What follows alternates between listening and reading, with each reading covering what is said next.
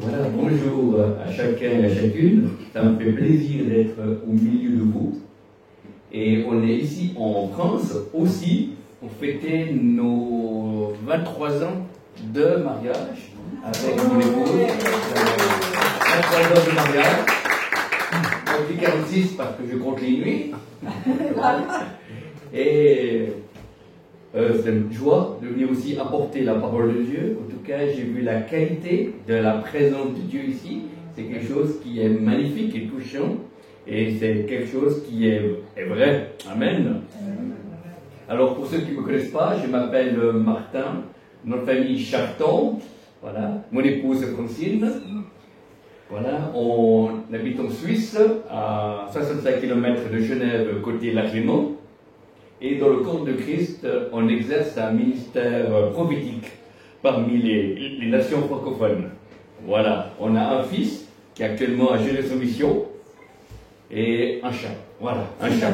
Voilà. Parfait. Donc, aujourd'hui, j'ai à cœur de vous parler sur le thème « Prendre du temps pour écouter Dieu ». Voilà, ça va être le titre du message d'aujourd'hui.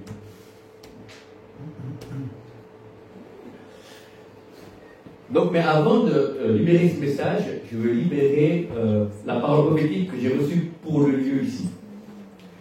J'ai vu des installations de forage pour le pétrole, qui étaient des appareils qui venaient contrôler et percer le sol ici.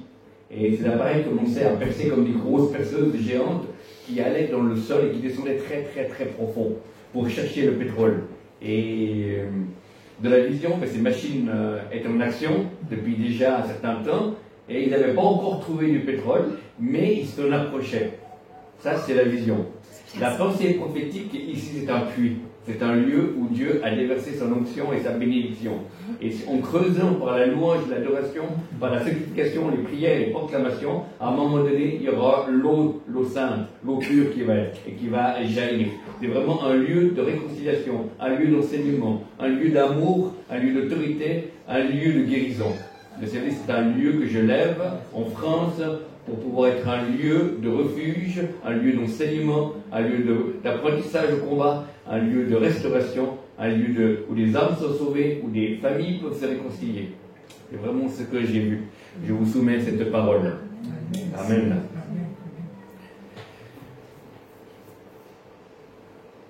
Alors, le titre du message, mieux écouter Dieu, je vous invite simplement dans un seul verset qui va nous appuyer pour la prédication. C'est Jacques 4, verset 8.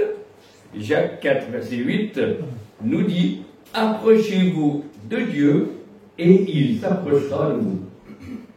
Nettoyez vos mains, pécheurs, purifiez vos cœurs, hommes irrésolus. » Amen. Mais c'est surtout le fait, la première partie, qui dit « Approchez-vous de Dieu ». Et c'est intéressant que ce n'est pas Dieu qui s'approche au premier, c'est nous. Dieu veut voir nos cœurs, nos motivations, nos désirs. Et approchez-vous de Dieu, c'est une invitation. Et après, il s'approchera de vous. Amen. Donc Dieu a dit qu'il s'est trouvé sur les cherches de tout notre cœur. Amen.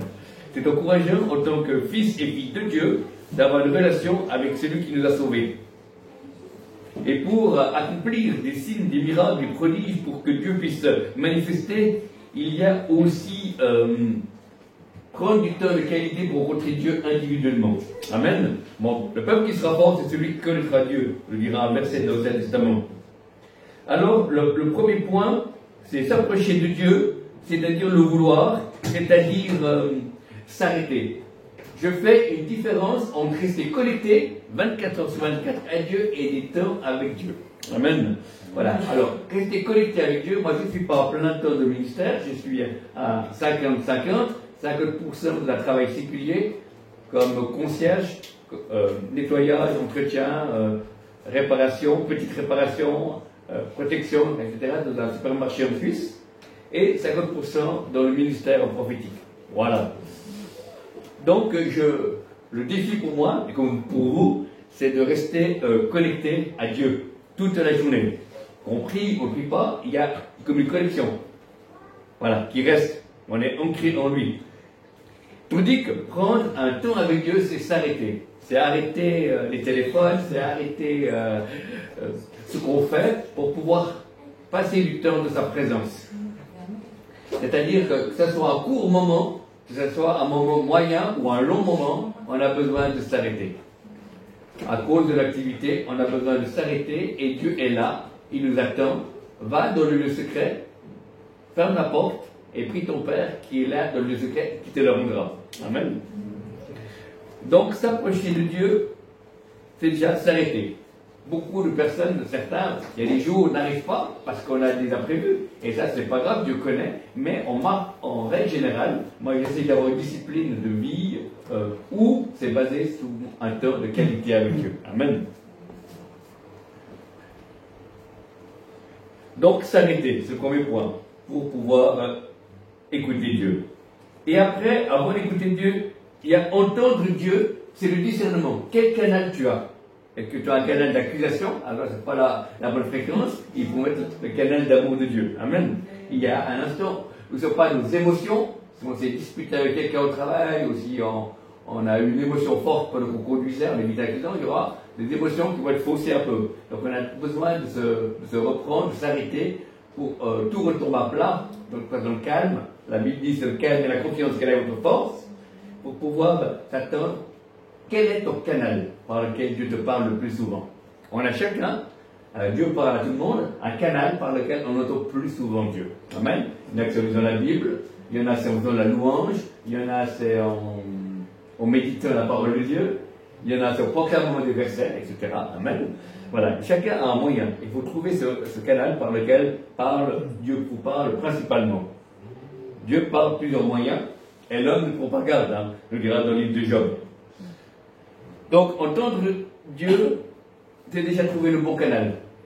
Et quand on a le bon canal, après, on peut avoir un dialogue avec Dieu. Parce qu'il y a deux choses. Il y a des gens qui vont dans la présence de Dieu pour obtenir des choses de Dieu, et après que tu as obtenu soit un emploi, soit une bénédiction pour leur famille, ou pour leur pasteur, eh bien, ils arrêtent de prier, parce qu'ils ont été exaucés, parce que Dieu est bon, Dieu est exaucé.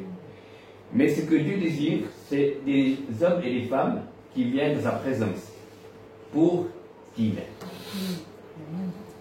Avec plus de 30 ans de vie chrétienne, et depuis 2007 que je suis dans le ministère, j'ai remarqué que les moments les plus forts que j'ai vécu avec Dieu, c'est les moments où j'étais dans sa présence, mais je ne faisais aucune demande. Je parlais à Dieu, il y avait un contact avec lui, mais je ne demandais pas de bénir, de protéger, d'agir, de faire. Il y a d'autres moments dans le culte personnel où on peut demander cela à Dieu.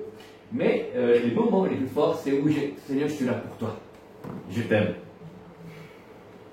J'aime beaucoup, il y a un pasteur français qui est aujourd'hui auprès du Seigneur, que certains ont connu peut-être. C'était le pasteur Pierre Truchel de Grenoble. Et il avait eu des connaissances d'un pasteur américain qui avait été, qui avait des années de ministère, plus de 20 ans, 10 ans de ministère, et il a jeûné et prié chaque fois pour des gens.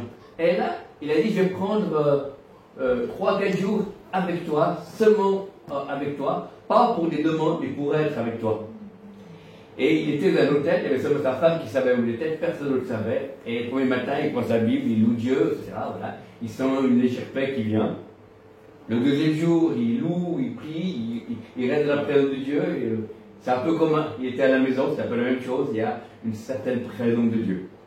Le troisième jour, il prend sa Bible, il lit, et tout d'un coup, il sent des gouttes d'eau qui tombent du plafond, des gouttes d'eau qui tombent sur sa tête du plafond. Et il se pose la question, il dit, bon, peut-être qu'il y a une fuite, peut-être que c'est la condensation, peut-être que voilà. Et aussitôt, la présence de Dieu est très forte. Et Dieu lui a dit, Dieu le Père lui a dit, c'est moi qui pleure, parce que c'est tellement rare qu'un de mes enfants vienne dans ma présence pour moi. Amen. Ça devrait nous interpeller. Allons-nous chercher les mains de Dieu ou le cœur de Dieu? Et j'ai remarqué, cherchez premièrement le royaume de Dieu et sa justice, et toutes choses vous seront données par-dessus tout. Amen. Je recherche la volonté de Dieu, l'obéissance, et bien on a tout par-dessus tout. Donc, je suis invité dans une grande église pour apporter le message, et je voulais intercéder pour l'église, pour combattre spirituellement, et j'arrive dans mon temps de prière le matin, j'allais prêcher en fin de matinée un dimanche en Suisse, Et Dieu dit non, tu pries pas pour ta réunion, tu pries pour Israël. C'était bien avant les événements que tout le monde connaît.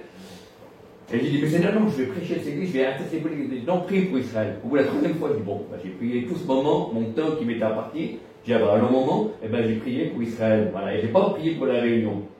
Et je suis parti, c'est bon, bizarre. Et dès la louange, la présence de Dieu est descendue. Il y a une présence de Dieu qui était forte, qui était particulière. Et j'ai dit, Seigneur, qu'est-ce qui se passe? Il ne faut pas prier pour la réunion. Et lui, il m'a dit, mais tu m'as obéi. Donc je suis avec toi. Amen. Donc Dieu dépasse nos attentions. Dieu connaît tout, Dieu peut tout. Dieu fait du bien pour son Église. Amen. Donc entendre Dieu, c'est vraiment s'arrêter. Dieu, il parle de plusieurs manières. Et c'est bien de savoir certains moyens par lesquels Dieu nous parle. Hein. Dieu nous parle par la Bible. C'est le Logos, c'est la Bible, la parole de Dieu écrite, qui est valable. Amen. Tout le temps, 24 heures sur 24. Et il y a la parole Réma. C'est quand il y a un verset de la Bible qu'on ne choisit pas, mais que vous avez peut-être lu 10 fois et ça vous a parlé légèrement ou plus. Et tout d'un coup, tac, c'est comme si Dieu vous le disait pour la première fois en face. Un exemple, l'Éternel est mon berger, pas tout le monde connaît ce psaume 23, mais un jour, ça a percuté mon cœur parce que c'est comme si c'était Dieu qui était en face de moi qui me le disait. Donc c'est puissant. Et c'était une parole vraiment. Et Dieu était mon berger et il prend soin de moi. Amen. Donc s'arrêter, prendre du temps pour mieux entendre. Voir quel canal par lequel Dieu veut nous parler. Dieu peut nous parler au travers de paroles du chant. Plusieurs fois ça m'est arrivé que Dieu me parle par les paroles d'un chant. Un chant qui existe, hein, voilà, qu'on a eu chanté quelques années dernière. Dieu me parle des fois par une phrase de prédication que j'ai écoutée il y a une semaine en arrière, ou un mois ou 2 ans. Je me souviens, j'ai demandé quelque chose à Dieu et Dieu m'a parlé par une phrase d'un prédicateur que j'avais écouté en live il y a 3 ans. Et puis des fois, ça m'arrive quelques fois où Dieu me parle d'une phrase de prédication vieille ou plus récente. Amen. C'est par lequel Dieu parle aussi par sa paix. Des fois, le fait d'avoir sa paix, Dieu est avec moi, c'est dans le calme et la confiance que sera votre force. Amen. La paix de Dieu qui se passe toute intelligence gardera vos cœurs et vos pensées en Jésus-Christ. Amen. Donc, des fois, Dieu parle par la paix, par la non-paix. Des fois, Dieu nous pose des questions. Non pas parce qu'il ne connaît pas la réponse, mais parce qu'il veut voir ce qu'il y a dans nos cœurs. Amen. Alors, plus de 30 ans de vie chrétienne, depuis 2007 que je suis dans le ministère, 3 fois l'Esprit de Dieu est venu dans mon temps avec Dieu tout seul. Et la présence de Dieu était forte. Et Dieu m'a dit, si j'arrêterais l'onction sur toi, aujourd'hui, qu'est-ce que tu ferais? Je dirais, je continuerai à servir ton peuple avec ce que j'ai. Et c'est arrivé 3 fois, et après, il y a une onction supplémentaire. Mais Dieu a posé cette question parce qu'il voulait voir ce qu'il y avait dans mon cœur. C'est nos motivations. Ils sont plus importantes que nos buts, que nos missions. Amen. Les motivations du cœur. Amen. Si je n'ai pas l'amour, je ne suis rien, me dira l'apôtre Paul. Amen. Donc, écouter Dieu, s'approcher de lui, c'est quelque chose que nous devons faire. Amen. Et si on ne peut pas le faire, Dieu m'a montré qu'il y a une différence entre ne pas pouvoir et ne pas vouloir. Quand on ne peut pas, Dieu bénit quand même. Amen. Parce qu'il n'est pas limité à nous. Voilà, c'est nous qu'on a besoin de cet temps. Lui, il est là depuis toute l'éternité. Et des fois, il y a eu des circonstances où il y a eu des événements extérieurs à moi-même, un après-midi où je n'ai pas pu prier et j'avais un réunion le soir. Et j'étais un peu frustré, je disais, mais c'est dommage. Mais Dieu m'a dit dans la louange qu'il a vu mon cœur, que chaque fois que j'étais dérangé, il y a un problème. Et Dieu a dit, je vais te bénir comme si tu avais passé ton temps, sans interruption. Voilà. Et j'ai vu une différence où je ne voulais pas, où je préférais plutôt feuilleter des chrétiens, ou voilà, où Dieu me disait, viens, va dans le secret, puis j'allais pas. Et puis je ne faisais pas, puis je me rendais compte qu'il manquait une présence, une puissance, il n'y avait pas, parce que je n'avais pas passé ce temps avec lui. Donc il y a une différence entre ne pas vouloir et ne pas pouvoir. Amen. Dieu nous laisse libre. Le libre arbitre est quelque chose qui laisse à l'homme et la femme, croyants et pas croyants. Amen. Libre d'aller vers lui ou libre d'aller loin de lui. D'ailleurs, la preuve, la souffrance ou les échecs, soit ça nous pousse vers Dieu, ou soit ça nous pousse loin de Dieu. Les gens croyants ou pas croyants, c'est une chose. La souffrance, les difficultés, les échecs nous poussent loin ou près de Dieu. Amen. Alors au début de ma conversion, quand je faisais un péché où je tombais, j'attendais un bon moment pour venir, une semaine, comme ça. Et puis après, maintenant avec les années, plutôt, dès que j'ai fait un péché ou une erreur où j'ai raté, je vais tout de suite vers Dieu et je suis restauré. Voilà. Par contre, la restauration, demande pardon à Dieu, c'est le confessant nos péchés, il est fidèle et juste de nous pardonner, de nous purifier de toute iniquité, c'est instantané. Amen. Mais, selon la gravité de nos fautes, il y a quand même un petit temps qui vient. Voilà. Un petit temps où on retrouve la présence de Dieu. Amen. Ça ferait un peu, si, pour Dieu, il n'y a pas des petits et des gros péchés, mais il y a des différentes de conséquences. Si moi je vais à Super U et je vole une paire de chaussures assez chère, voilà, ou si je vole un petit bonbon à l'entrée, aux yeux de Dieu, c'est un vol, les deux. Mais la conséquence, par rapport à l'Esprit de Dieu qui habite en moi, pour le bonbon, l'Esprit de Dieu il va être réconcilié quoi plus rapidement que si je fais, voilà, que je vole les chaussures. Hein, voilà. C'est pas le pied à faire ça.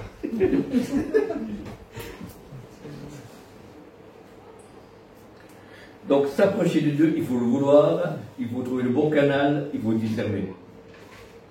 Et le troisième point, c'est recevoir.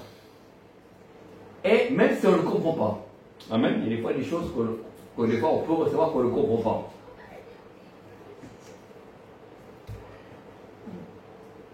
Dieu ne me parle pas tout le temps. Dieu nous parle de ce qu'on doit savoir.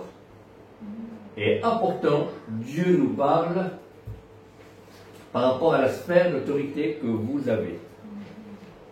Autant qu'enfants de Dieu, filles de Dieu, nous avons une autorité sur notre famille, notre conjoint, une autorité spirituelle, hein, pas dictatoriale, mais une autorité spirituelle sur le conjoint, sur nos enfants. Et un secteur de l'Église ou deux secteurs de l'Église où on sert. Voilà. Ça, c'est la première sphère d'autorité. Et après, il y a l'autorité qui vient d'après la fonction. L'autorité de la fonction qui vient. Ça, c'est l'autorité plus grande. Si quelqu'un est ancien à l'église, si quelqu'un est responsable d'un groupe de prière, si quelqu'un est responsable dirige la louange, il y a une autre autorité qui vient. Voilà. Amen. D'après, il y a l'autorité du ministère. Éphésiens 4:11, hein, apôtre, prophète, pasteur, docteur et enseignant. Et évangéliste. Voilà. Mais c'est Dieu qui agrandit la sphère. Hein. Donc, on n'a pas à avoir peur. C'est Dieu qui va ouvrir les portes. Va permettre que notre champ d'autorité spirituelle est de plus en plus large.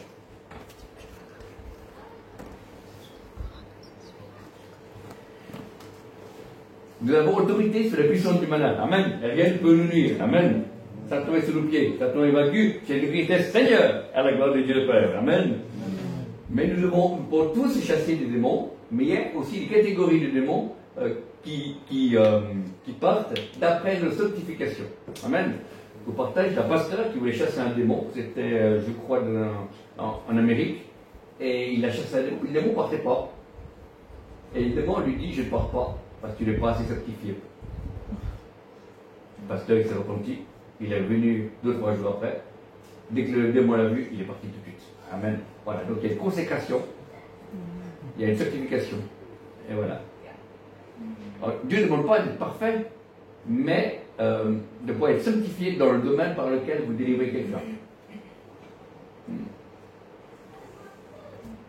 Si vous voulez prier pour quelqu'un et chasser un esprit de nicotine parce que vous discernez, et que vous-même vous fumez, l'esprit va vous se moquer de vous. Hein. Voilà. D'ailleurs, en Israël, dans l'Ancien Testament, quand il fallait lapider les gens, ce que ça se faisait à l'époque, heureusement que ça ne se fait plus maintenant, voilà, il fallait pas être parfait, mais il fallait pas avoir le même péché pour la personne qu'on condamnait. Donc, voilà, c'est simple. Et là, c'est la même chose. Si je prie pour quelqu'un qui a un problème de nicotine et moi je fume sans arrêt, eh ben, l'esprit va pas partir. Amen. Là, ça rejoint cette parole qui dit que celui qui n'a jamais péché ne jette pas un peu la pierre. Voilà, exactement. Ouais, ça rejoint ça. Amen. Petite parenthèse, en découvrant ce passage biblique de la femme adultère, qui a été pris au flagrant délit, ils l'ont amené, Mais c'est intéressant que j'ai remarqué, en lisant le texte, que pour l'adultère, il faut être deux. On a dit seulement la femme et pas l'homme. C'est pour ça que, à mon avis, Jésus a eu compassion, parce qu'on avait amené que la femme. Un adultère, ça se fait à deux. Et puis dans la loi, dans le Testament, c'était l'homme et la femme qui étaient mis à mort, pendant que la femme. Et là, il voulait mettre à mort que la femme. Voilà. C'est une petite parenthèse, hein, si tu es découvert d'après le texte. Vous pouvez le lire, hein. Alléluia. Donc, écoutez Dieu. Alors, des fois, Dieu nous parle après notre temps avec lui. Voilà. Et des fois, au début, de mon ministère prophétique, comme j'avais un don qui se développait bien, j'étais frustré parce que Dieu ne me répondait pas dans mon temps de culte personnel. Pourtant, je prenais 1 heure, voilà, ou un peu plus. Et je disais, mais comment ça se fait? Il ne parle pas. J'avais beau chasser tous les démons existants et inexistants. Et bien voilà. Eh ben non, je ne parlais pas. Et puis finalement, j'ai remarqué qu'une fois qu'on est passé du temps, Dieu nous parlait pendant la journée. Et puis, j'étais attentif, Dieu me parlait soit d'une manière audible, ou soit d'une manière visuelle. Des fois, je recevais, vous voyez, une affiche de film, et une phrase, et ça correspondait à ce que j'avais demandé dans la prière. Ou des fois, j'étais assis dans le bus, il y avait deux femmes africaines qui parlaient d'un sujet où j'ai demandé à Dieu. C'est fantastique. Et là, j'ai compris que Dieu aimait prendre du temps à le chercher, mais il nous répondait des fois au-delà de notre culte personnel, notre temps avec lui. Donc, c'est ça qui est intéressant. Restons vigilants. Et moi, maintenant, je me réjouis que Dieu ne me parle pas dans mon temps avec lui, de voir dans la journée quand ça arrive. Alors, comme je suis à mi-temps, je travaille dans un parking où je nettoie à 6h30 du matin. Des fois, ça m'arrive que Dieu vient dans mon lieu de travail. Amen. Il ne vient pas travailler, sinon il travaille au noir, ça ne va pas, non. Il vient à ce qu'il m'aime. Et puis des fois, il vient juste m'apporter une parole où j'ai le nom d'une maladie, le thème d'une prédication. Donc je prends sur mon téléphone, je mets sur texto, et puis voilà, je garde ça, parce que c'est précieux. Et après, je peux utiliser ça pour une prédication ou le nom d'une maladie que tient les réunions. Amen.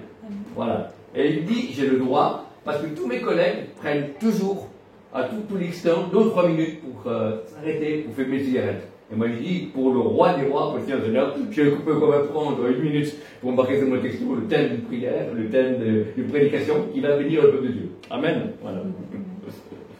Voilà. Et ce qui est intéressant, c'est que Dieu est autant là, dans mon temps de travail séculier, que dans l'Église. Amen.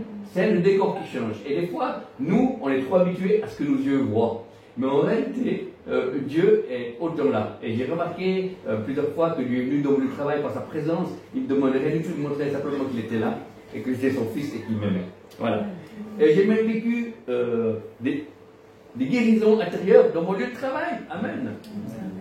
Par le moyen que Dieu nous parle au travers des souvenirs. Amen. Alors, je vais vous expliquer ma manière concrète. J'étais en train de vider les poubelles, et tout d'un coup, il y a une femme qui passe avec une petite fille qui devait avoir 5-6 ans, et puis la petite fille a dû faire une erreur, je n'ai pas vu quoi, et puis la maman lui crie après dessus, très fort. Et à mon avis, ça a un peu démesuré les cris de la maman par rapport à ce que la fille avait fait. Voilà. Et dit, ah, c'est dommage. Et puis, cet esprit dit, toi, tu as vécu ça. Ah bon? Alors j'ai dit, cet esprit, je te remets cette blessure, viens. Et aussitôt je fais ça, cet esprit revient au moi, et je commence à cracher quelque chose. Voilà. Et après je suis guéri, et je recommence à travailler. Vous voyez, amen. Comme je dis toujours, Dieu ne veut pas faire de nous des extraterrestres, mais des terrestres extra. Hein.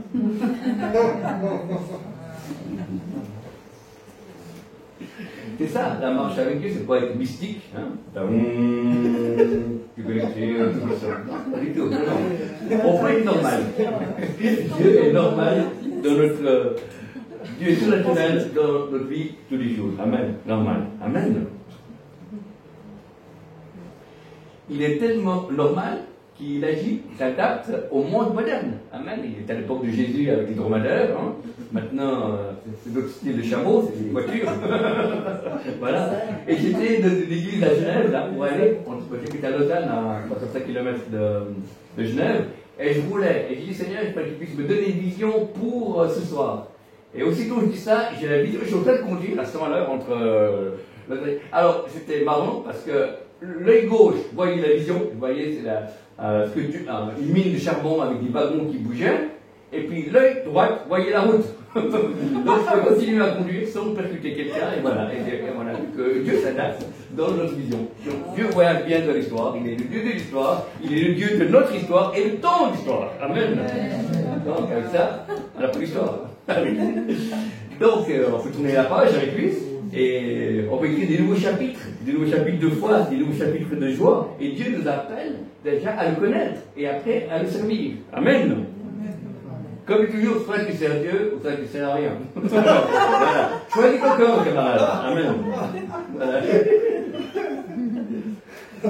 Soit tu es témoin, ou soit tu es moins que rien. Voilà, bon. C'est un peu mon humour. Hein. Voilà. Je vais vous lire les révélations. Avant la fondation du monde, Dieu a donné l'humour. Moi, j'ai trouvé de colonne, j'ai passé 2 fois. Voilà. Voilà. Donc il y a la joie dans la présence de Dieu. Amen. Je suis très sérieux de parler avec Dieu, mais il me connaît. Voilà. D'ailleurs, c'est pour ça que Dieu m'a appelé, pour parler à son peuple d'une manière non religieuse. Voilà. Amen. Voilà.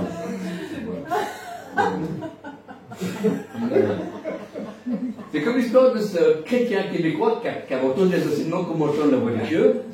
Et il prend sa canne à pêche et s'assit, l'hiver, et il va faire un rond de la neige pour mettre la canne à pêche. Et tout d'un coup, il entend le voix, ici, il n'y a pas de poisson. Seigneur, c'est toi qui me parles. Bon. Il va un peu plus loin, il entend, il fait assis, là, il fait un trou dans la glace, il met la canne à pêche, il entend une deuxième fois, ici, il n'y a pas de poisson. Il dit, Seigneur, c'est toi qui me parles. Qui parle? Et tout d'un coup, il entend une voix, il dit, c'est le directeur de la patinoire. C'est le directeur de la patinoire. Donc, on a le droit de se tromper.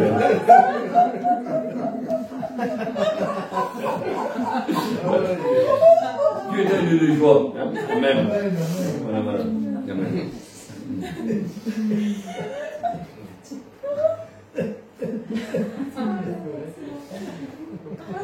Dieu est rire, Dieu est un Dieu de joie. Amen.